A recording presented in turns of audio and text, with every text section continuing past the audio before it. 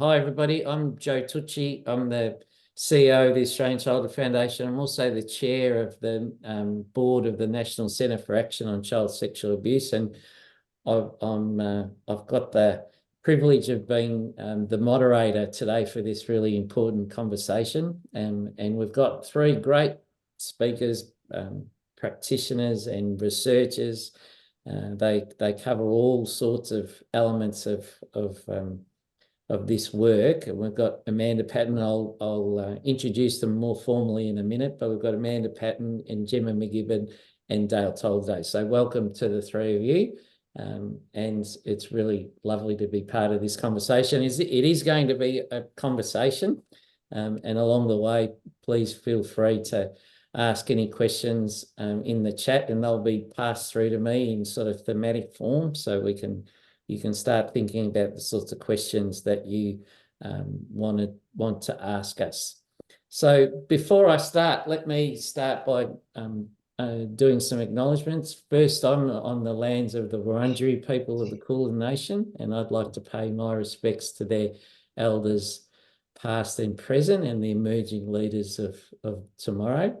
I also think that in the face of the referendum and the poor outcome for our First Nations colleagues, I like to think that all of us are very committed to doing what we can to continue the process of reconciliation and in finding a way to make sure that First Nations people are recognised formally and in every other way that makes sense, that should make sense to us as a country. I also wanted to acknowledge the lived and living experience of victims and survivors, and recognise that it's their hard work, their effort, their commitment over many, many years that has seen the issue of child sexual abuse more firmly placed on the agenda of the community and governments and all of us really practitioners. So I think for me that's an important pause for us to remember and honour the courage of survivors over the last 30 years, 40 years, and continuing voice in this kind of field. And to recognise also that there are children today who will be going home or going to a place where they're not safe, and that we're dedicated to trying to make an impact on their lives and make sure that they're safer. The National Centre is about 2 years old now. It's almost 2 years old, and it's got a crucial role in trying to elevate the conversation around important issues associated with the prevention of child sexual abuse and responses to it. It's made up of 3 founding members, of which the Australian Childhood Foundation is really proud to be one of them. The other one's the Blue Knot Foundation and the Aboriginal and Torres Strait Islander Healing Foundation, and it follows one of the key recommendations from the Royal Commission. Part of its work is to provide knowledge translation types of resources, and that's what today is. Today is really a conversation about the issue of harmful sexual behaviour and how to understand it, how to respond to it, and also even in the way that I've started to introduce it, I'm sure some of the speakers will reflect on whether we're responding to the needs of children who are engaged in the problem, in that problem behaviour, or whether responding to the behaviour itself. So there's a whole lot of conversations that we're about to have. I want to make sure that all of you feel that there are some places for you to find some support if that's what you need as a result of the conversations that we're having. If it might be prompted, they're up on the screen right now, and they'll be entered into the chat as well. So, I think it's always important that we try to take care of each other and care for yourselves in this process. Just a reminder to all of you that the session is being recorded, and that we will make the webinar available to on our website after the session's over, so that people can look at it and engage with the content. And as I said, please ask some questions if you've got some along the way, because we'd really like to be able to have this as an interactive opportunity with all of you.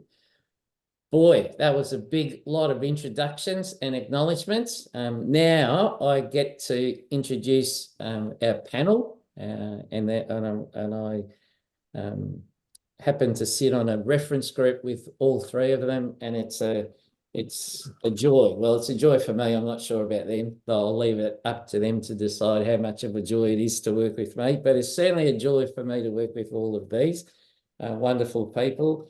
I'll start with Amanda. Amanda's the co-chair of that particular clinical reference group looking at this issue of harmful sexual behaviour nationally, but she's also the Deputy Director, Practice at the Australian Centre for Child Protection at the University of South Australia. She's an executive leader and clinical psychologist specialising in child abuse, complex trauma, child sexual abuse, harmful sexual behaviours, and child advocacy centre methodology.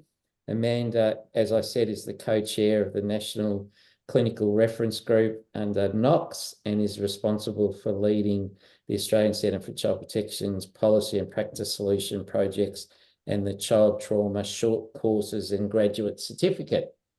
That's a good introduction, Amanda. Hopefully I got everything right, just about. Thanks, Joe. It's a lot. It's a mouthful. Sorry. And Gemma, Dr. Gemma McGibbon, she's a senior research fellow in the Department of Social Work at the University of Melbourne. She works with Kathy Humphries in the Violence Against Women and Children research team. Gemma has a background in gender studies and a PhD focused on the prevention of harmful sexual behaviour carried out by children and young people. She's written this wonderful paper that you should all read just about that particular issue. And hopefully you can mention that, Gemma, when we start our conversation. She leads several child sexual abuse prevention and response action research projects, including Power to Kids with MacKillop and Worried About Sex and Pornography project with Jesuit Social Services. Did I get all of that right? That's terrific. Yes, thank you, Joe. You're very kind. Thank you. And Dale Tolliday. Dale's a pioneer in this area. I say this to him all the time. There's not many people that have been working for so long and so hard to try to make a difference to children and young people who've engaged in harmful sexual behaviour. So it's a real privilege to be having this conversation with you. Your work spans for 30 years. Dale's currently the New South Wales Health, Sexual and Violent Behaviour Senior Clinical Advisor and the Sydney Children's Hospital Network Senior Clinical Advisor for Children and Young People's Sexual Safety Program. He's also Honorary Professor of Practice at the School of Health Sciences, Health and Society at the University of Wollongong, and is based at the Sydney Children's Hospital Network and New South Wales Ministry of Health. Dale consults, he undertakes research, he trains widely with individuals and organisations regarding prevention and responding to harmful sexual behaviour by children, adolescents and adults. Yeah, thanks, Joe. Good. Okay, well, that was 10 minutes of introductions to all sorts of things and people. So I appreciate your patience as I managed to do that. Today's discussion hopefully will be of interest to all of you. I mean, that's why we're holding the forum.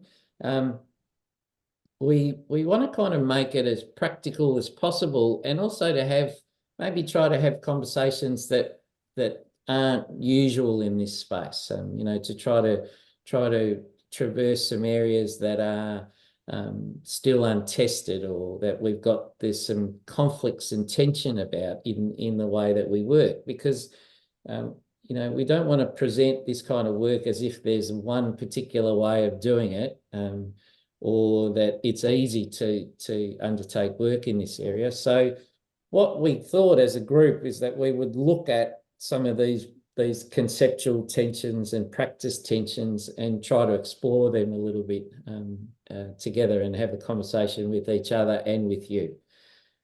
So the first question that I'm going to ask is, you know, what is one of the key tensions, Amanda? We'll start with you. What is one of the key tensions, do you think, in the way we're conceptualizing practice around harmful sexual behaviour? I think one of the biggest ones that we're quite focused on at the moment, which is a really positive thing, is trying to separate out children from adults. So adults who display these type of behaviours with children and young people who display the behaviours.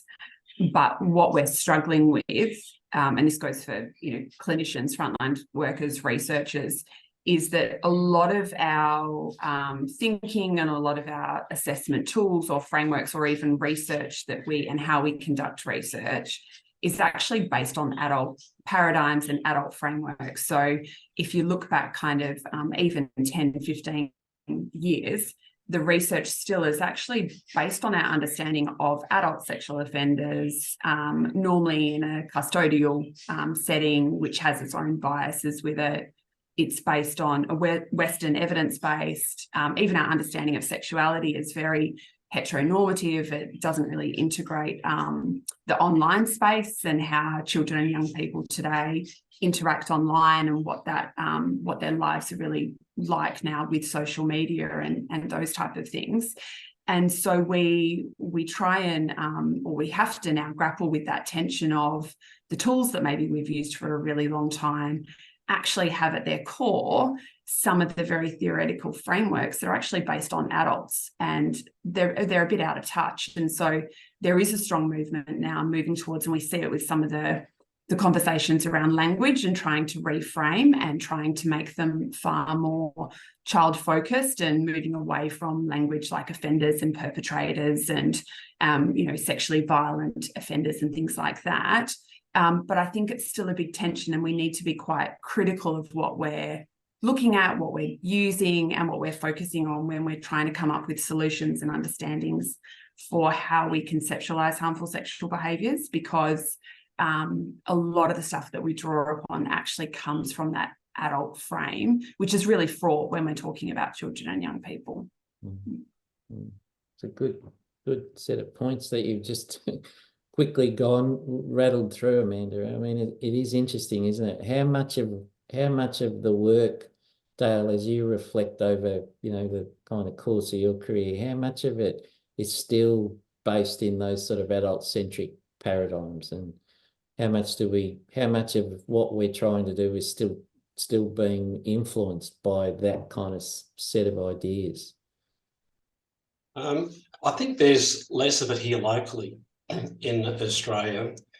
And about a decade ago, we in New South Wales brought John Cafaro across to do some teaching and lecturing on sibling harm. John's author of Sibling Abuse Trauma, including Sexual Abuse. And he was in the midst of writing the second edition of his book. And we were really interested here in Australia and New Zealand that when he got back, he included a bit of an observation about services for children in Australia and New Zealand, where he said the response around kids with these issues in the US has been a justice framework that's been punitive, it's been a top-down thing. He said, interestingly, in Australia, it's been a holistic, family, community-focused care framework. And that's something that those of us working with kids have cherished and wanted to hold on to really strongly, because at the heart of this issue for children, we have to understand children as children and their development.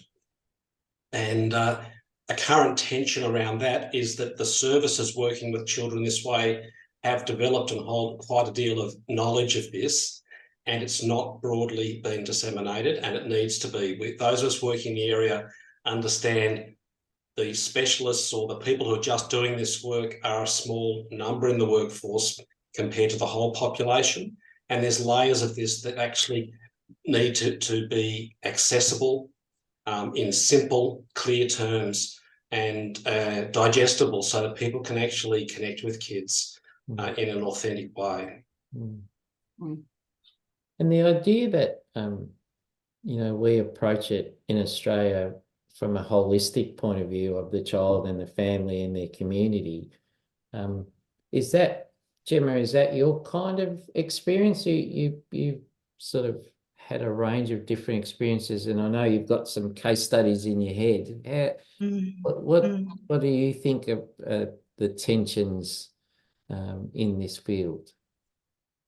Yeah, thanks, Joe. Well, I mean, and I'm going to speak through the lens of the AVA project, which is the Amplifying Voices of Victim Survivors of Harmful Sexual Behaviour project, which is actually funded by the National Centre. So I've really got in my mind how victims and survivors are experiencing being harmed by other children and young people in my comments today. So I think, you know, the tension that we've just been discussing around adult frameworks and holistic approaches and so on, it does make me think about the notion of accountability, because that's one of the tensions that's arising in the AVA interviews. And it's really interesting listening to victim survivors and how they attribute accountability or blame for the harmful sexual behaviour. And I think, you know, just one example is a 27-year-old man called Kevin, who was sexually harmed twice as a 10-year-old by two different boys, and then sexually harmed by a girl when he was 13 and she was 12. And she actually blackmailed him into having penetrative sex with him, and then threatened to sort of go to police and say he raped her if he didn't continue to do that. And what was interesting about that case is that Kevin didn't sort of attribute too much harm or blame to the first two incidents of harmful sexual behaviour, but he did attribute a whole lot of harm to that episode with the girl. So I think, you know, and then other sort of victim survivors coming through the AVA project attribute accountability to parents, to adults. So there's a sense that because children are children, quite appropriately, you know, how much accountability can they actually have for the behaviour, and how do victim survivors, you know, achieve some sense of justice and accountability within this space. So that's just, yeah, that's where my mind was going as Amanda and Dale were speaking.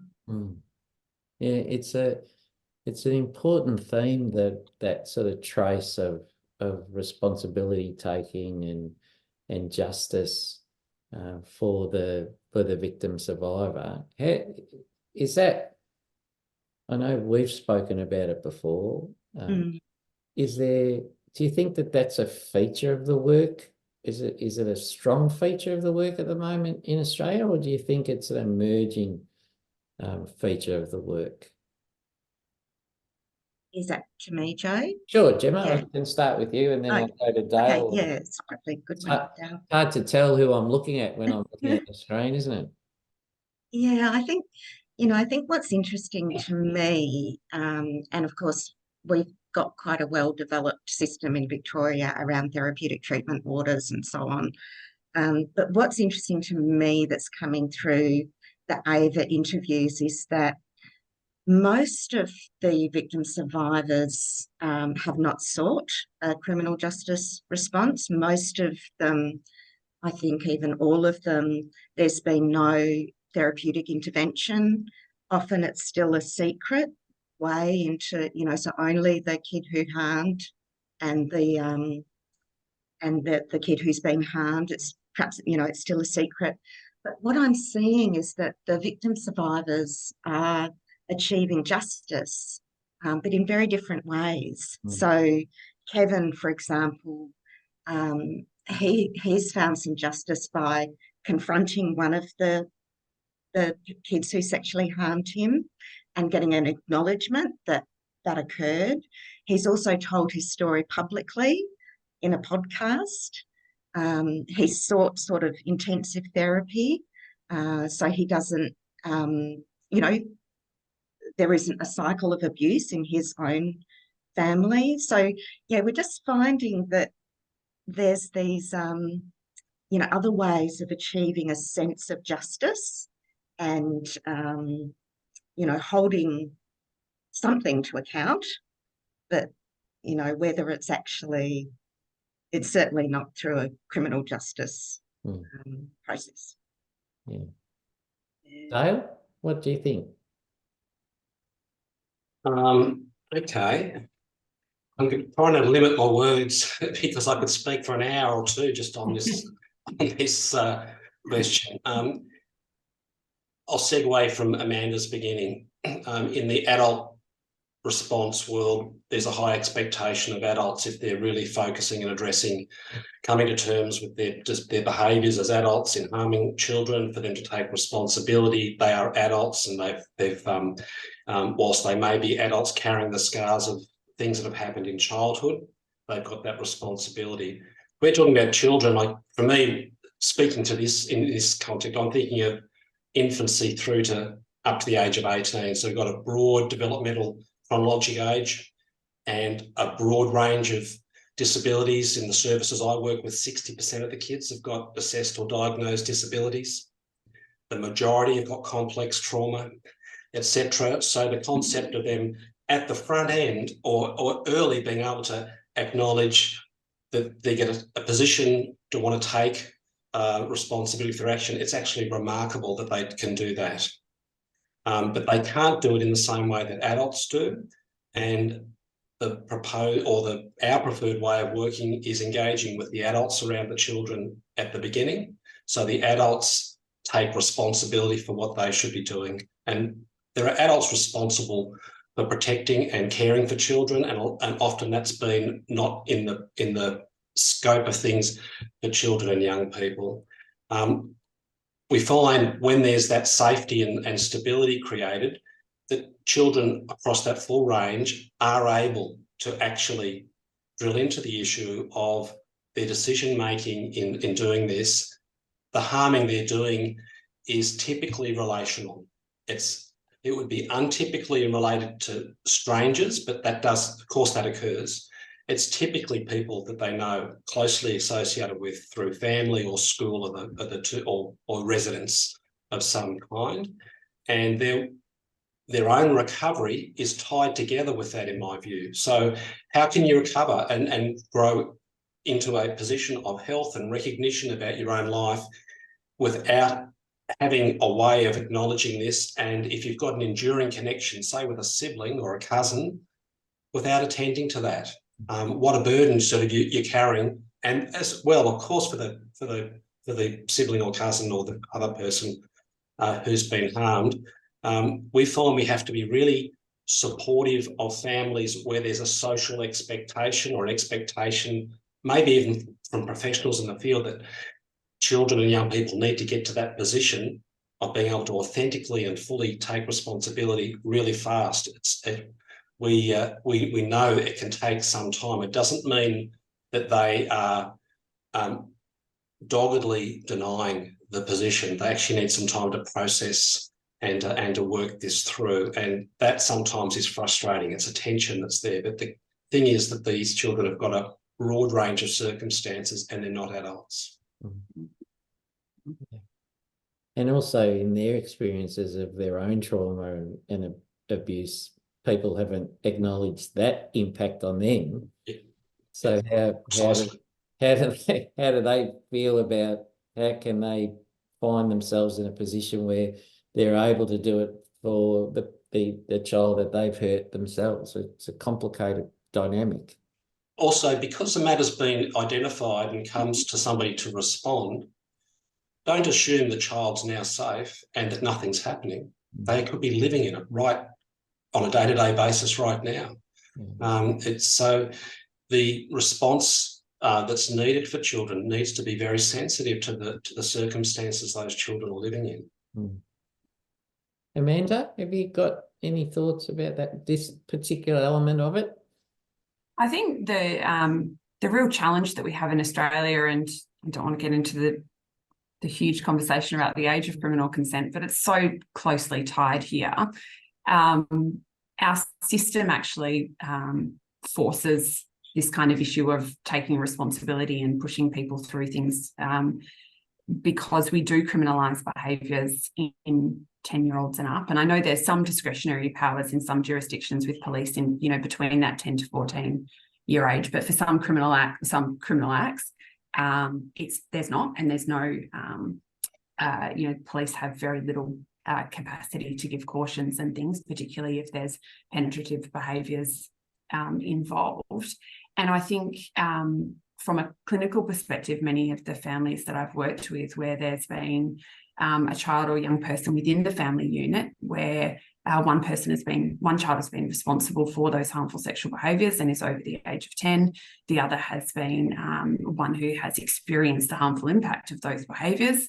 That the behaviour is really criminalised, and then you've got a family and a system and and not just the immediate family, but their broader kind of family and system and community that actually then has to hold and manage and kind of come to terms with and support both children through that experience. So both the child who's experienced often very, as Gemma's kind of alluded to, very extensive harm as a result of the behaviours. And then you've also got a child or young person who may not understand what they've actually done, may not understand the magnitude of that. There's a lot of shame with those type of behaviours as well. And as Dale said, it takes time for kids to process it. They can't just instantly kind of flick a switch and, be able to take responsibility and understand the magnitude of their behaviour. That's a really long process, but yet we actually thrust families into that situation of essentially putting one child into a victim category, another child into an offender category, and it kind of moves along its way in the justice system.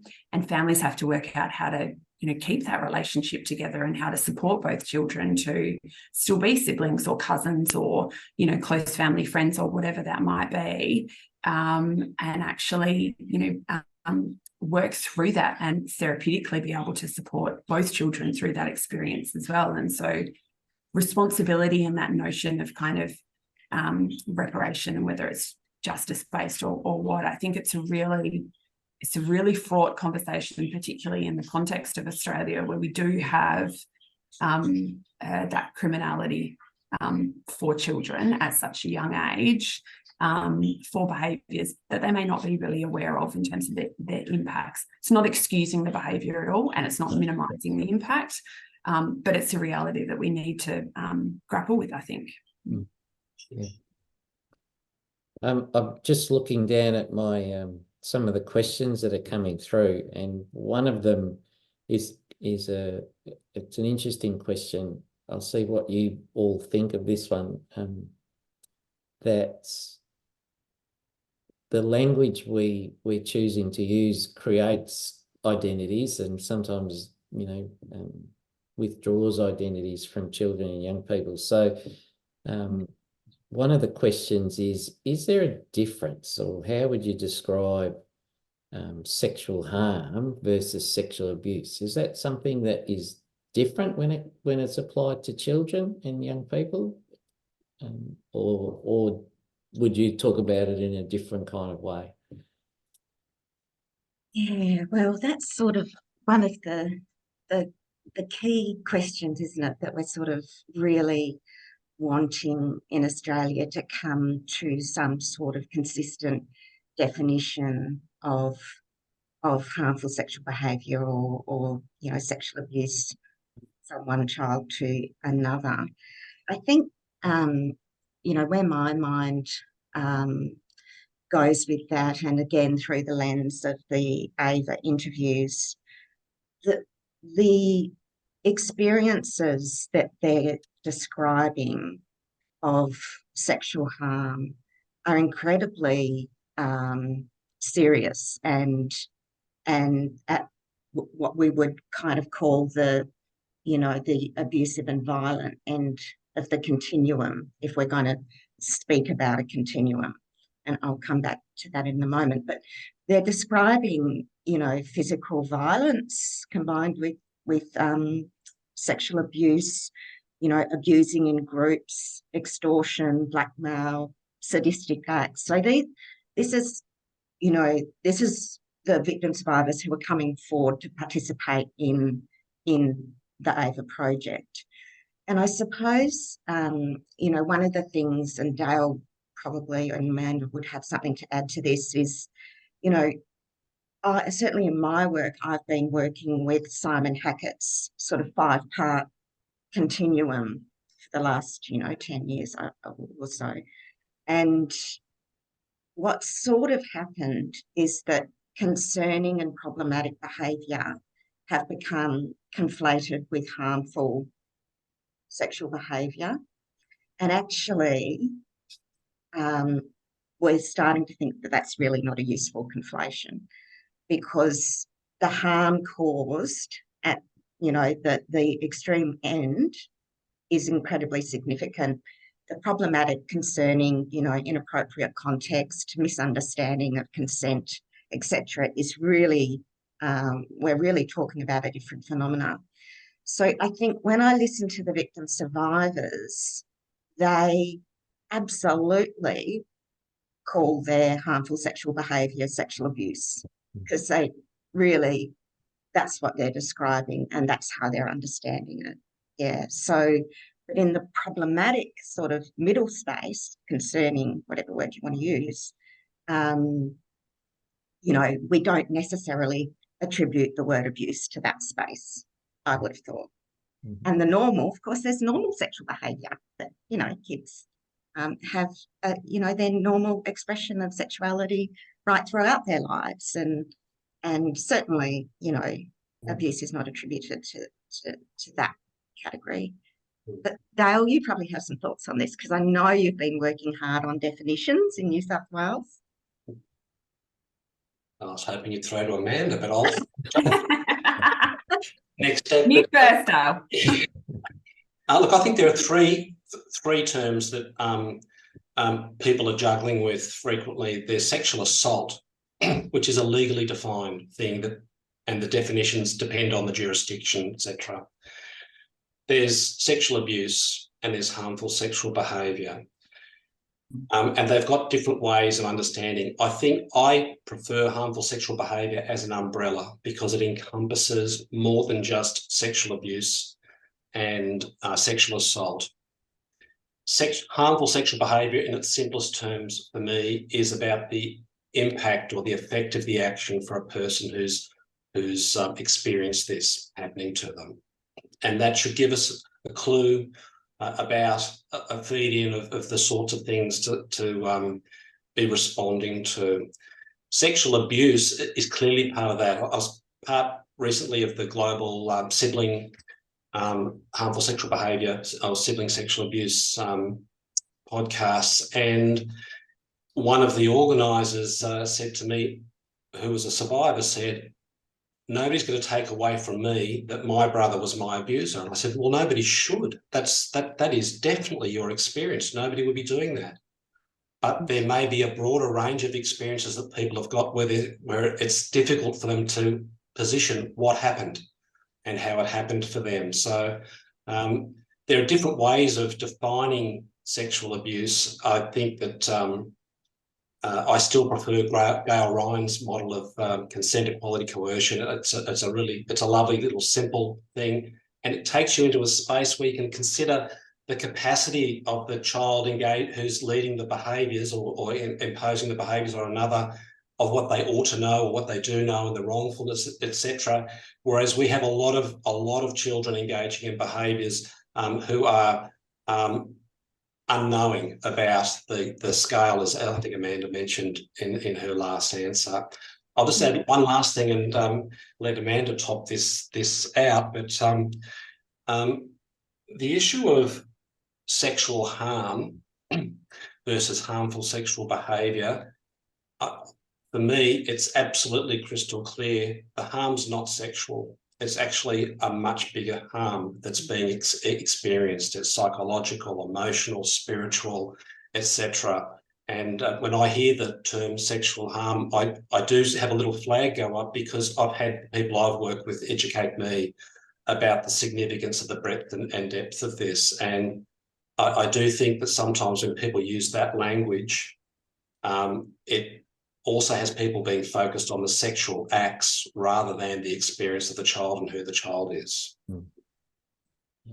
It's a good point. The behaviour is the sexual behaviour. The harm is much broader. It has impacts just like a whole range of other trauma can have. So, Amanda, have you got any other sort of thoughts? I think I really agree with Dale. I think there's the distinction between the behaviour and the impact of the behaviour. And whilst we can put a behaviour in its very purest form, probably along a continuum, again, in terms of thinking around whether it's developmentally appropriate or expected, or whatever language we want to use, or whether it's outside our developmental expectations and social norms. And there's a whole range of other considerations there as well. This concept of harm is actually, it's very subjective, and I think it depends on the point of view of if there's another child involved, the point of view and the experience of the other child or young person.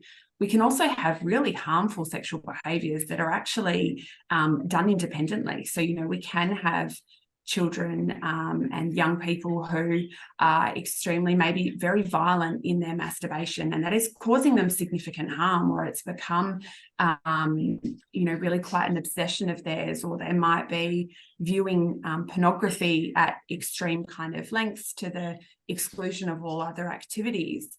That behaviour would be outside of developmental expectations for many kids, and maybe the type of pornography is very extreme and maybe very violent, and that might be causing them significant harm. So I think we need to try and separate out that experience and perception of harm. There's harmful sexual behaviours, and I think it is an umbrella term.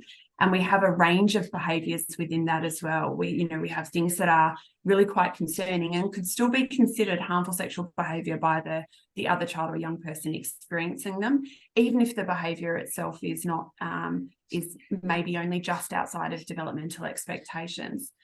But regardless of, I think it brings to the point of our use of labels and how they can really stick with a child. And I think we can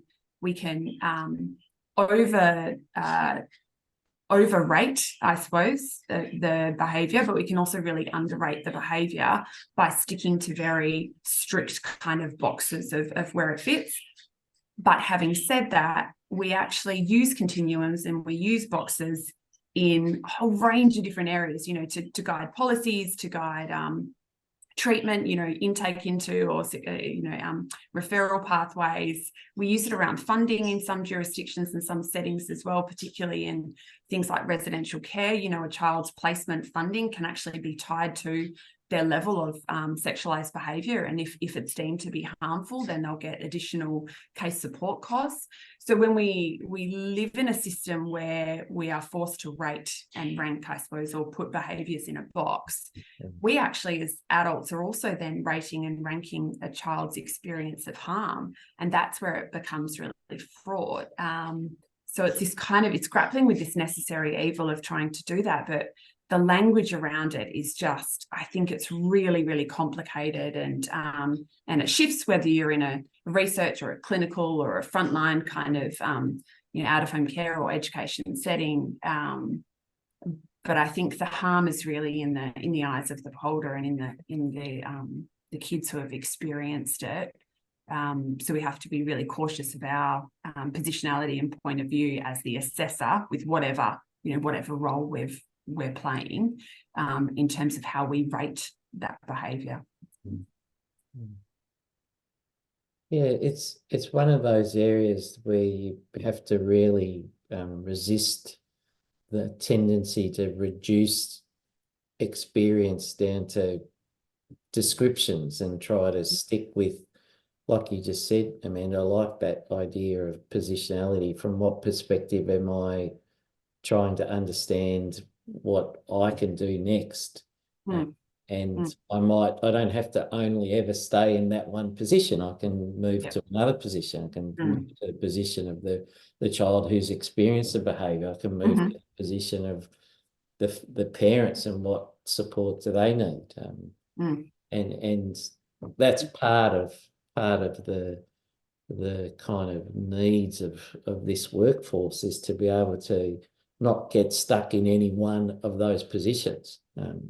And only see themselves through that lens.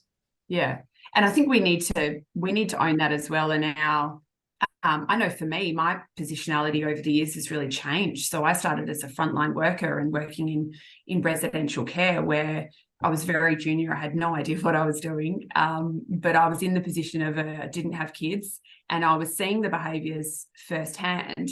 So that position was really different to then when I worked as a clinical psychologist and working with kids, where I was trying to support them through both the impacts of those behaviours and, for those kids who'd displayed those behaviours. And then in a research setting, and, so there's a whole, my positionality as an individual has changed over the years, and I need to recognise that as well. And I think in the different roles that I've had the fortunate experience to do, my position has been very different in those settings as well.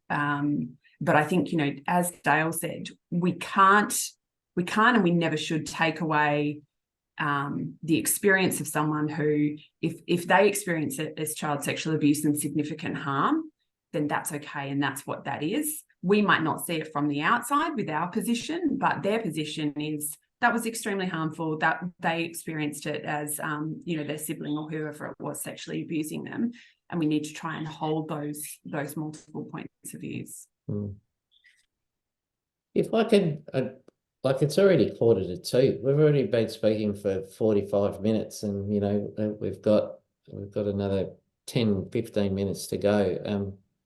So one of the areas I think we've briefly touched on is how do we understand our work with families? Because one of the things you said early on, Dale, is that we've held somehow in Australia, when you've given us some reason, we've not only pathologized children and young people by saying it's all about them, and the treatment, the therapy, the response is only ever to do with the individual child who's engaged in the behaviour. We've managed to maintain a focus on the family, and maybe even the community that child and family comes from. So what's important in the considerations of family work? What are some of the important important issues, important topics for the audience to consider when they're thinking about, well, how do I work with the parents and others in the constellation around these kids? Who shall I go to first? It's a Dale question, I think. That's a Dale question. Yeah, to start us off. Self-selecting. Dale, do you want to start that one? Yeah.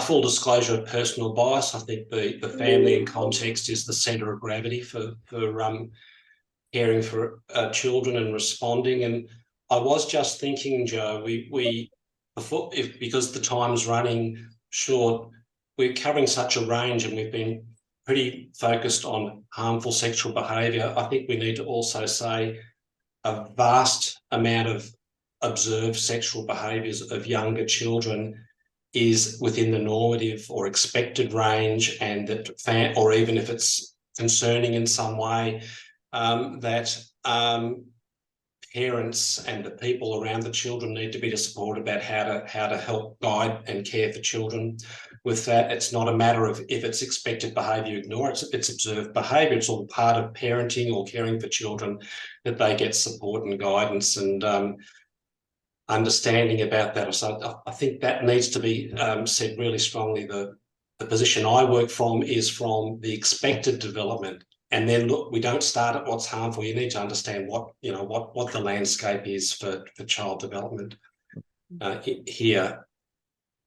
When we get to the need to intervene or work with young people directly and with their families, two things I'll say quickly. And one is the research shows that completing the process, like completing a therapeutic process, is the key ingredient to not being hurt again themselves later or hurting other people later. And the one factor that seems to be present as the key factor is the active engagement and involvement of family. The second thing about this is we need to have a close look at how we're engaging with families, because predominantly what we see are mothers engaging and working closely with their kids. We don't always see a partner of the mothers. They're usually men. Or the dad's engaged, etc. There's usually a backstory of what the child's growing up with in terms of beliefs and expectations, or what they've experienced, etc. So we need to absolutely honour and respect the parents who are there participating, but we need to identify, we're working with, as the kids get older, it's more clearly gendered behaviour, particularly once kids get into high school age. And are we building sufficient gendered response and support for families to recognise this in their own lives is a challenge.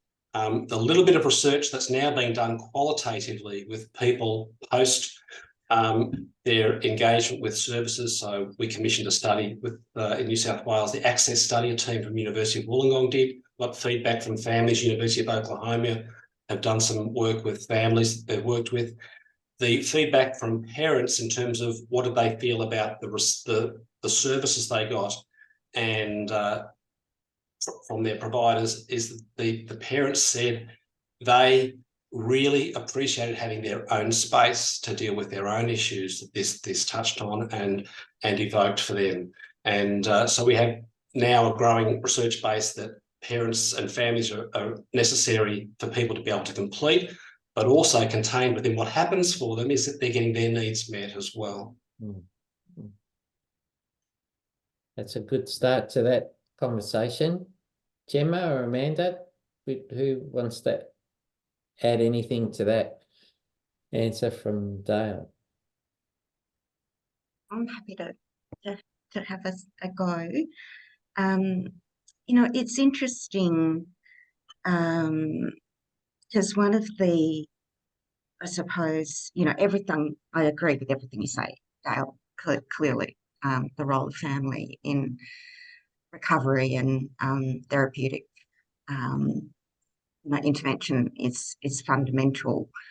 One of the things that's coming through the AVA interviews is what happens when a child tries to disclose what's happened to them and receives a dismissing response from a parent, and actually they then talk about how it was that dismissive response that enabled the harmful sexual behaviour or their victimisation to go on for much longer than it could have, but B, that somehow that response was more harmful than the behaviour itself. So that's one thing that interests me, and I think that's sort of well established in the adult sexual abuse perpetrated literature.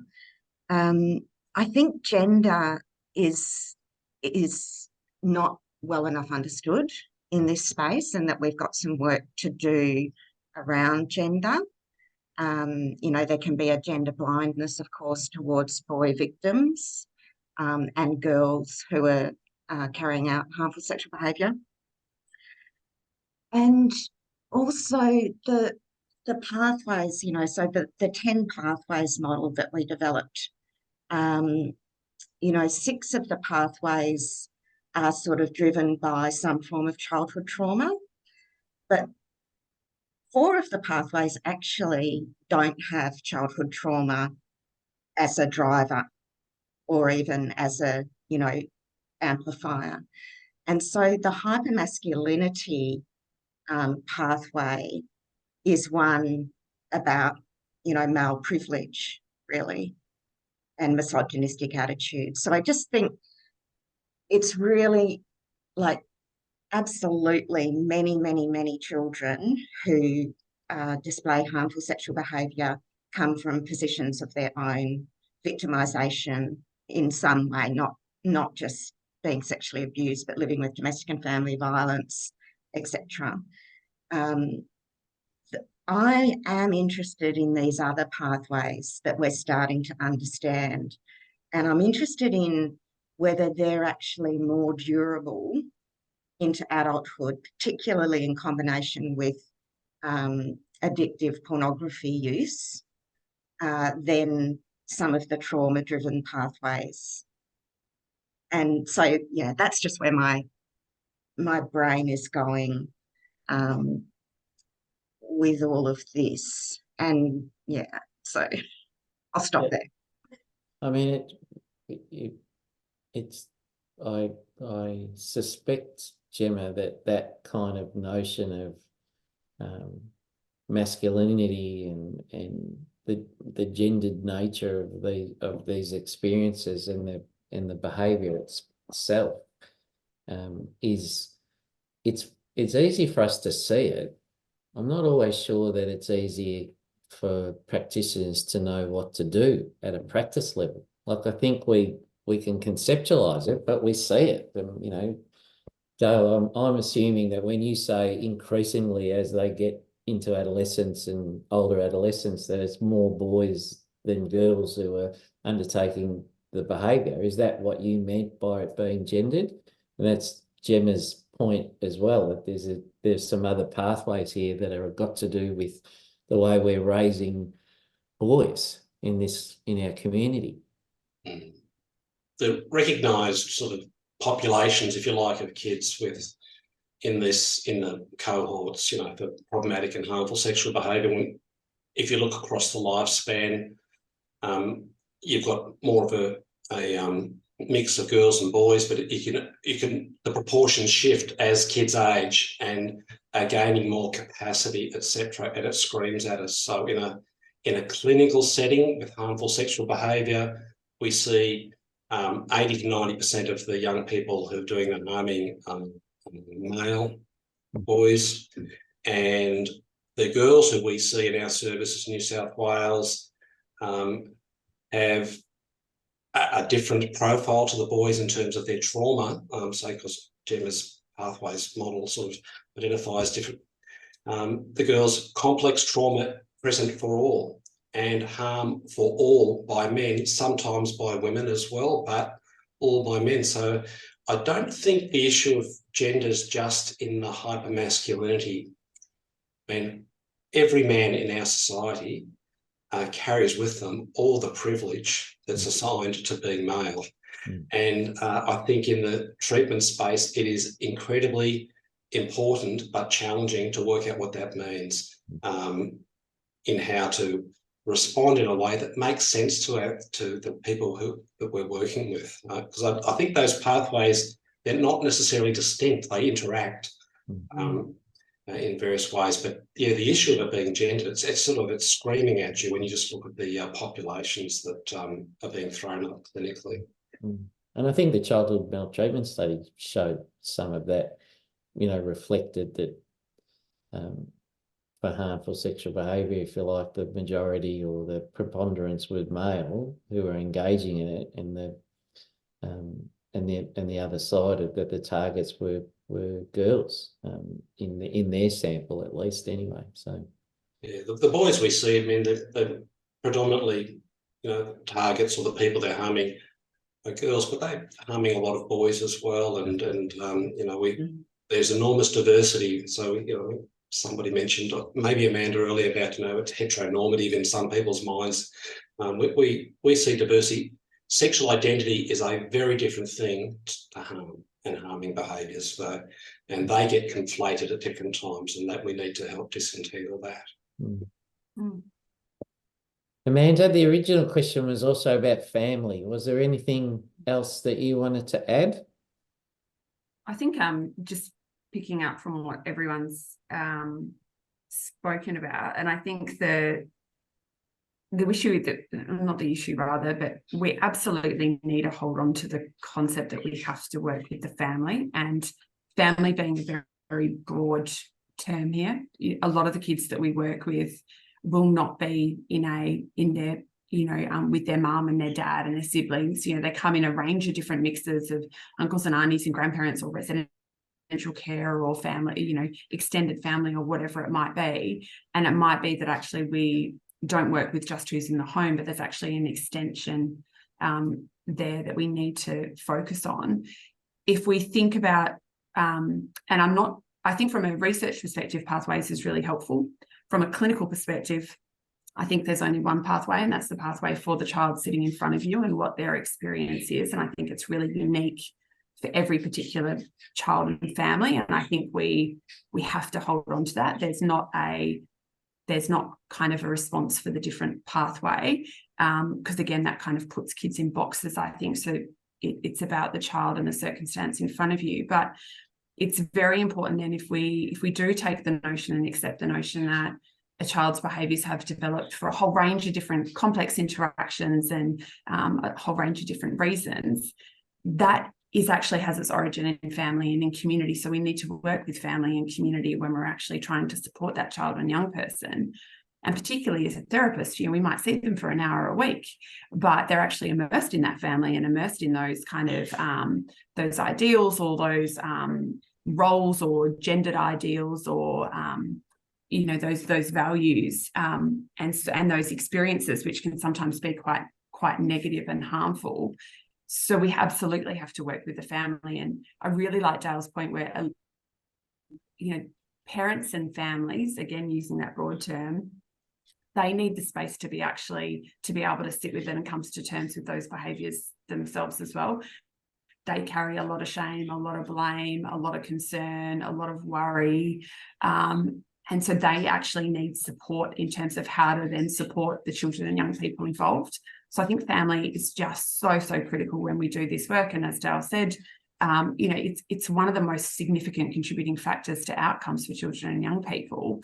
And so we absolutely need to make sure that that's integrated in any kind of response, whether it's a very brief short-term response for those kind of behaviours that are very, very kind of normal and very okay displays of sexual behaviour, but still the family need to be able to have some psychoeducation conversations with the kids, and they need to be able to talk about sexuality and sexual identity and development and consent and all those things in a really normal, healthy way within everyday interactions. Yeah. We haven't even touched on the online space, have we? We haven't even touched on the impact of the opportunities that the internet and the online world provide to children and young people. So it's been a really interesting conversation. I on behalf of everybody who's been listening, it was really interesting to kind of traverse these subjects. I think we could have spent easily another hour, and we might get you back to do that next year sometime and have another one of these conversations. I really appreciate all of your contributions today in the discussion. And it was, I think people will take away some really interesting and important considerations in their mind. So thank you, all of you, for your participation and your wisdom. It was really great. I know that the National Centre team are about to put up a slide that's got a QR code on it. And if, here it is, if it's at all possible, we would really, really appreciate you filling in a very short survey by following that QR code and filling it in. Thank you to all of you who are still out there. We look forward to the next kind of presentation and have a peaceful and lovely end to the year as well. Okay, thanks everybody.